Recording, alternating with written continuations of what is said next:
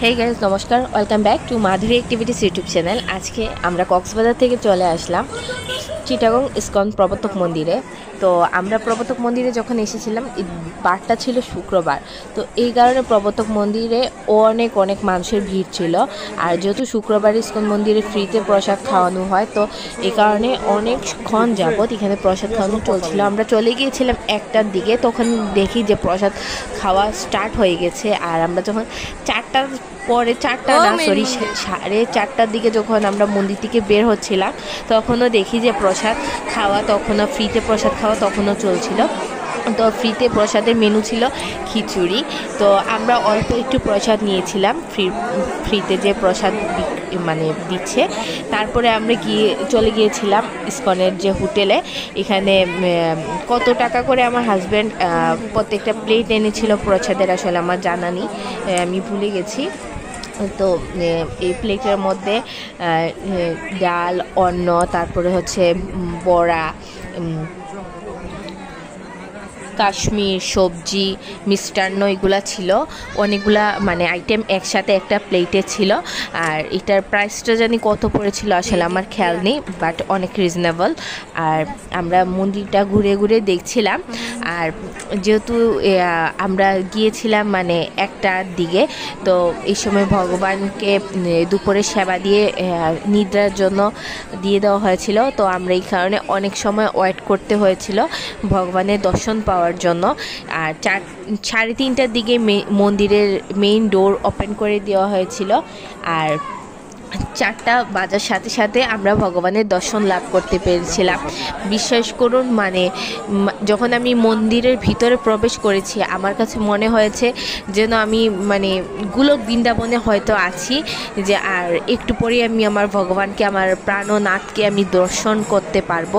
মন্দিরের ভিতরের ডিজাইনটা এত সুন্দর ছিল যে আমি মানে মন্দিরের ভিতরে গিয়েই আমার মানে শান্তি হয়ে গেছে আমার হৃদয়। আর যে মাত্র আমি ভগবানকে দর্শন করেছি, আমার চোখের জল আর আমি আটকিয়ে রাখতে পারিনি।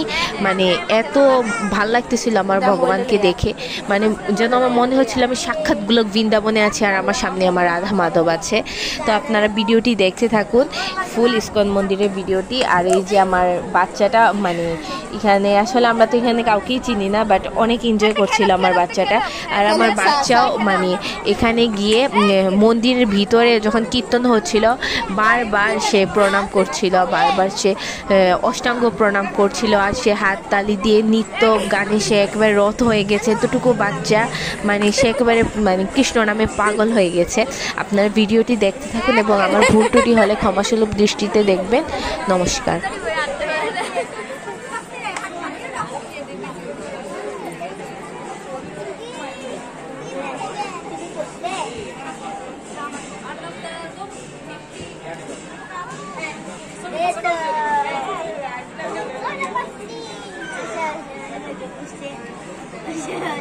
এরা সব বাসাতেই বুঝবে বাচ্চারা।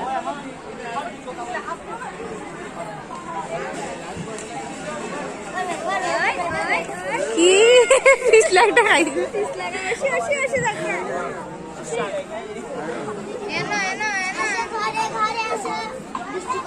খা খা খা, খুব টেস্ট পাতা দিয়া।